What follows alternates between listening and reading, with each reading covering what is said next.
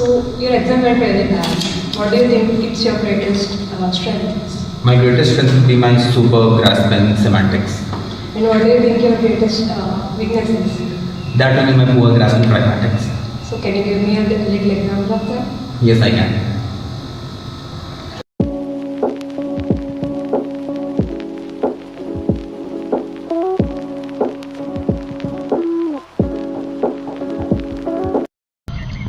Semantics is the study of meaning of words, phrases, and sentences.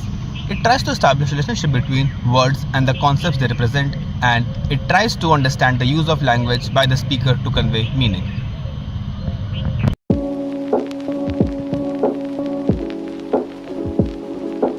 Pragmatics, on the other hand, is the study of meaning in context. It focuses on the speaker and how he uses the context and background knowledge to interpret the word and meaning in sentences. So the difference between semantics and pragmatics can be thought of as a difference between what is said and what is meant.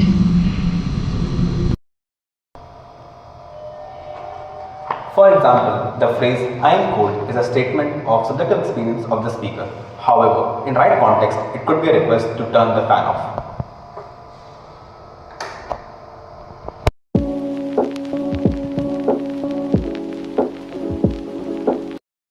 So to dive deeper, the difference between semantics and pragmatics can be better understood by using sense versus reference.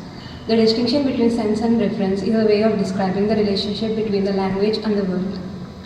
Sense refers to the meaning or conceptual content of a word or an expression independent of its relation to the world, whereas reference is the way in which an expression is understood by the speakers of a language and how it relates to other words and expressions. However, according to quantitative semantics, there is no principal distinction between semantics and pragmatics. In fact, they can be thought of as part of a continuum. So how do you actually draw the line? Let's dive deeper.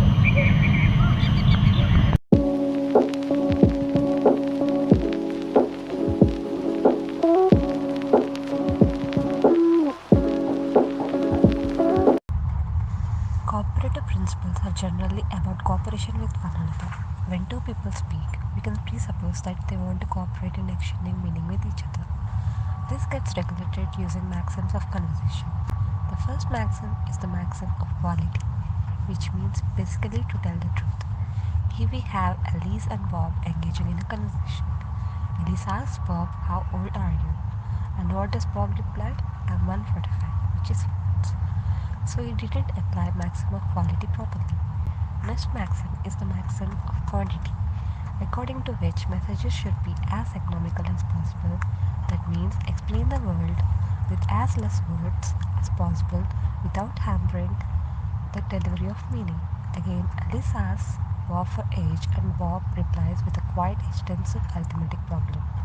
Here Bob just violated the maxim of quantity. Third maxim is concerned with relevance, which states that one should always reply properly and contextually to a speaker. Here Alice again asks Bob what his age is and he replies, "I like cheesecake." The last maxim is manner maxim, which states that one should give information in clear and orderly way without causing confusion. Alice again asks Bob what his age is and he replies, "Am I 23 years old or 243 months old? And when does life even begin?" The idea is that following the maxims in conversation is natural and violating the maxim is often understood as intentional and meaningful. The listener is required to infer the speaker's intended meaning by drawing on background knowledge and context. The background knowledge can be culture or embodied experience.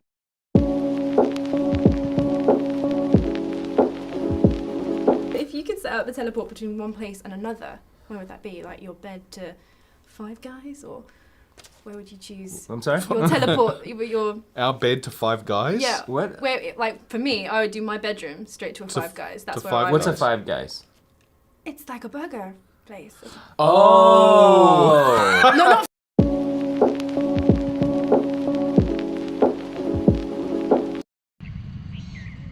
Simply put, the semantic meaning is what the words mean. And pragmatic meaning is what the speaker means. The entire genre of humor depends upon using pragmatics.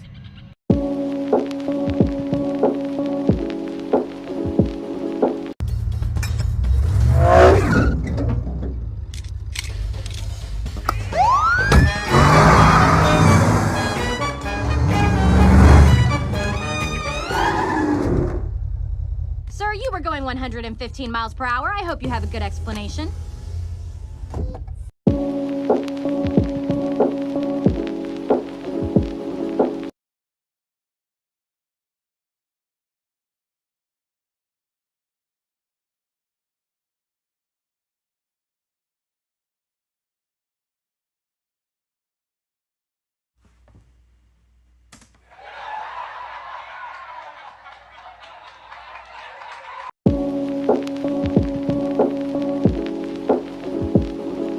In fact, individuals with autism and developmental language disorders often struggle with pragmatic skills such as understanding and using nonverbal cues, interpreting figurative language, using appropriate gesture and tone, and understanding and following social conventions in communication.